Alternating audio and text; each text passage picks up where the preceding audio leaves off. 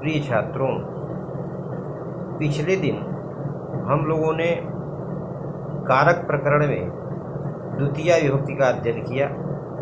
आज से तृतीया विभक्ति को हम लोगों को पढ़ना है। तृतीया विभक्ति का पहला सूत्र है स्वतंत्रः कर्ता। क्रियायाम स्वातंत्रेण विवक्षितो अर्थः कर्ता स्यात्। क्रिया की सिद्धि में स्वतंत्र रूप से विवक्षित अर्थ की कर्ता कारक संज्ञा होती है। तात्पर्य यह है कि किसी क्रिया में जो कारक प्रधान रूप से विवक्षित हो उसे कर्ता कहते हैं।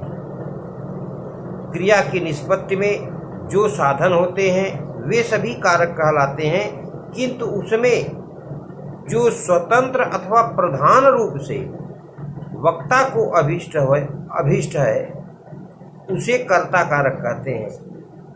पहले हमने बताया है कि अन्य सभी कारक कर्ता से प्रेरित होते हैं, जबकि कर्ता कारक स्वतंत्रतया क्रिया का जनक होता है।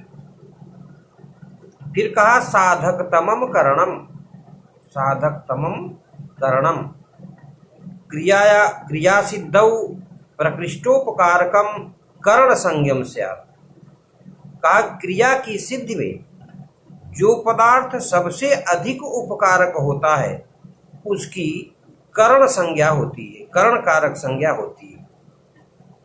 जैसे क्रिया की सिद्धि में सभी कारक उपकारक होते हैं, किंतु जो सबसे अधिक उपकारक होगा वही कर्ण कारक होगा।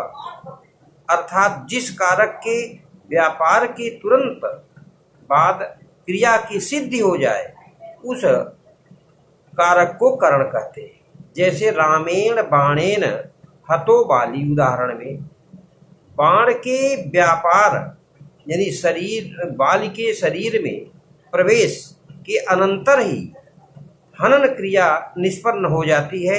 अतः हनन क्रिया की सिद्धि में अत्यंत उपकारक होने के कारण बाण कर्ण कारक है। अब एक प्रश्न विचारणीय है कि इस सूत्र में साधक तमम यानी तमप प्रत्यय का प्रयोग क्यों किया गया। तो तमप प्रत्यय के प्रयोग से यह ज्ञापित होता है कि केवल इस सूत्र में ही गौण मुख्य न्याय की प्रवृत्ति होती है, अन्य कारक सूत्रों में नहीं। अर्थात केवल मुख्य उपकारक की ही कर्ण संज्ञा होती है, जबकि अधिकरण आदि स्थलों में मुख्य आधार जैसे तिलेषु तैलम तथा गौण आधार जैसे गंगायाम घोषः दोनों की ही अधिकरण कारक संज्ञा हो जाती है। फिर कहा कि कर्तृकरणयोस् तृतीया अनभिहिते कर्तरि करणे च तृतीया स्यात्। अनुक्त कर्ता तथा कर्ण कारक में तृतीया विभक्ति का प्रयोग होता है। जैसे रामेण बाणेन हतो बाली, यहाँ हनन क्रिया में बाण सबसे अधिक उपकारक है, इसलिए साधकतमम करणम सूत्र से इसकी कर्ण संज्ञा हुई और कर्तृकरणयोस् तृतीया सूत्र से इसमें तृतीया विभक्ति का प्रयोग हुआ। हनन क्रिया में प्रधान कारक राम की स्वतंत्र कर्ता सूत्र से कर्ता कारक संज्ञा हुई और क्रिया के द्वारा अनुक्त होने के कारण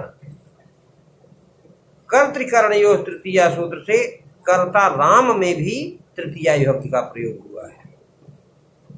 फिर कहे कि प्रकृत्यादिभ्य उपसंख्यानम, ये वार्तिक है कि प्रकृति आदि शब्दों से तृतीया विभक्ति होती है।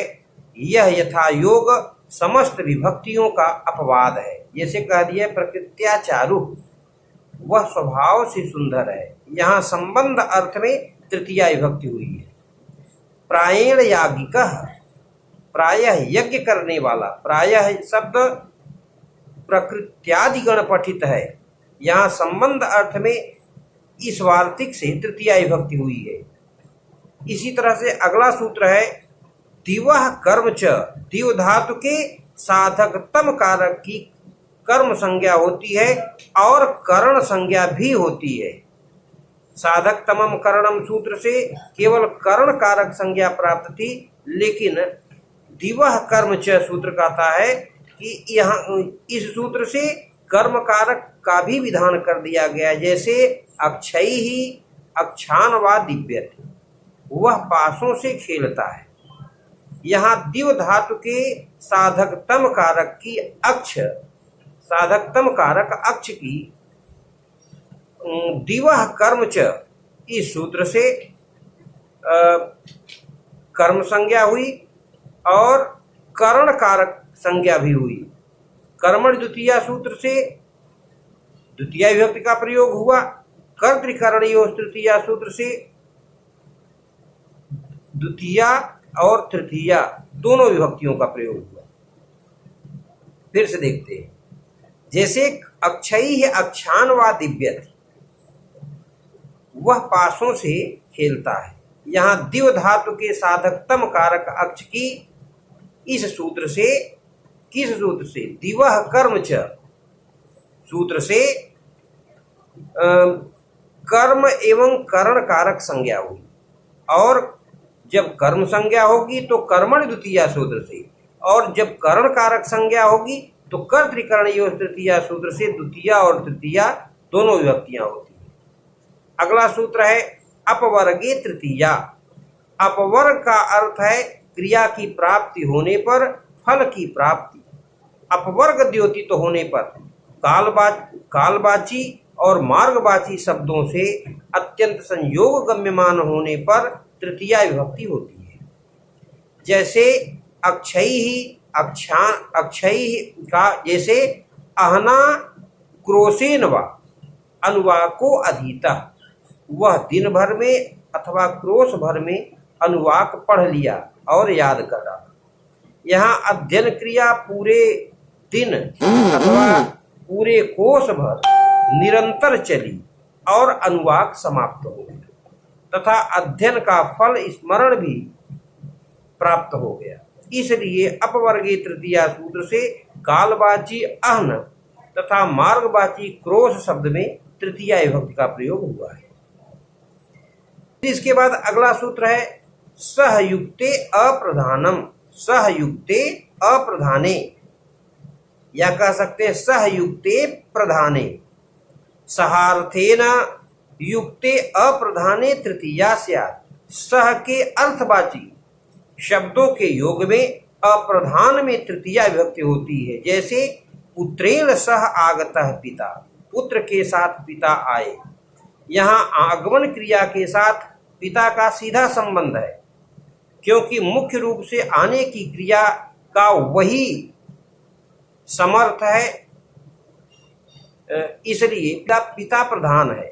पुत्र का आगमन तो सह पद के कारण गम्य अर्थ है, अतः अप्रधान है। प्रधान रूप से पिता आते हैं, पुत्र तो उनके साथ हो लेता है। अतः अप्रधान पुत्र में सह के योग के कारण सहयुक्ते प्रधाने सूत्र से तृतीया विभक्ति का प्रयोग हुआ। एवं साकम सार्धम समम योगेपि, इसी प्रकार सह के अर्थवाची साकम सार्धम और समम के योग में भी अप्रधान में तृतीया विभक्ति होती है। बिना कहा कि बिना भी तद योगम तृतीया। सह के अर्थवाची शब्दों के न होने पर भी यदि सहार्थ का बोध हो तो अप्रधान में तृतीया विभक्ति होती है। इसका ज्ञापक सूत्र है वृद्धो यूना तल्लक्षणश्चेदेव विशेषः। यहाँ पाणिनि ने यूना सह के स्थान पर केवल यूना का प्रयोग किया है। अगला सूत्र है येनांग विकारः। का जिस येनांगेन विकृतेन अंगिनो विकारो लक्ष्यते ततः तृतीया स्यात्। का जिस विकृत अंग के द्वारा अंगी का विकार लक्षित हो उस अवयववाची शब्दों में तृतीया विभक्ति होती है। जैसे अक्षरा काणः, वह आंख से काना है। यहाँ विकृत अवयव आंख के द्वारा संपूर्ण शरीर का विकार लक्षित हो रहा है, इसलिए येनांग विकार सूत्र से अक्षणा में तृतीया विभक्ति हुई है। अब एक चीज विचारणीय है कि सूत्र में अंग विकारः पद का प्रयोग क्यों किया। कहा कि यदि अंग में विकार का कथन विवक्षित होगा तभी तृतीया विभक्ति होगी, सामान्य रूप से विकार का कथन करने पर नहीं। जैसे कह दिया जाए इसकी एक आंख कानी है, अक्षिकाणम अस्य, यहाँ केवल अंग का विकार लक्षित हो रहा है, अंगी का नहीं, इसलिए यहाँ पर तृतीया विभक्ति नहीं हुई है। फिर कहा कि इत्थम भूत लक्षणे, कहा कि किसी प्रकार विशेष को प्राप्त हुए व्यक्ति अथवा वस्तु के लक्षण यानी ज्ञापक चिन्ह से तृतीया विभक्ति होती है। जैसे जटाभिः तापसः, जटाभिः तापसः, जटाओं से तपस्वी प्रतीत होता है। यहाँ मनुष्य सामान्य है, उसमें तापसत्व प्रकार है, अर्थात तापसत्व प्रकार धर्म को प्राप्त हुआ मनुष्य, यह इत्थम भूत है। यह इस इत्थम भूत तपस्विता का लक्षण जटा है, अर्थात जटा से तापस लक्षित हो रहा है, इसलिए इत्थम भूत लक्षणे सूत्र से इसमें तृतीया विभक्ति का प्रयोग हुआ है। किसमें? जटाभि शब्द में तृतीया विभक्ति का प्रयोग हुआ है। इसके बाद एक सूत्र है संज्ञो अन्यतरस्याम कर्मणि, का कि सम उपसर्ग पूर्वक ज्ञा धातु के अनभिहित कर्म में विकल्प से तृतीया विभक्ति होती है। जैसे पित्रा पितरम व संजानीते, पिता को पहचानता है। यहाँ संजानीते में सम और ज्ञा, सम उपसर्ग है, ज्ञा धातु है।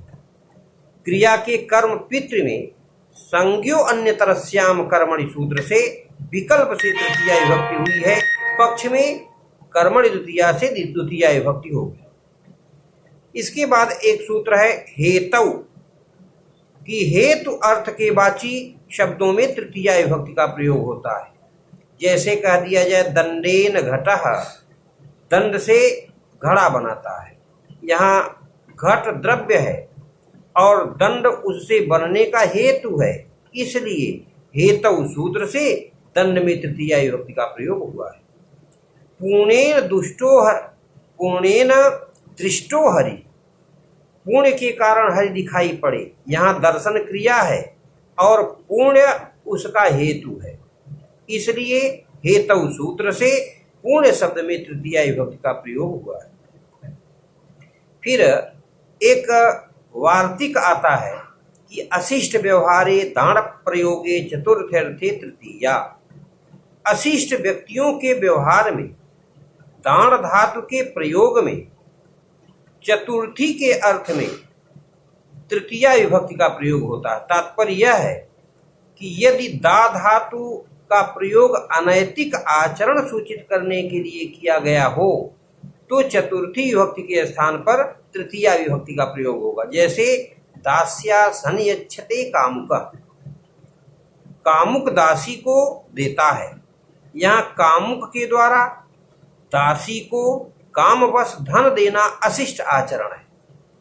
अतः दा धातु के योग में संप्रदान कारक दासी में चतुर्थी के स्थान पर अशिष्ट व्यवहारे दाण प्रयोगे चतुर्थर्थे तृतीया वार्तिक से तृतीया विभक्ति का प्रयोग होगा।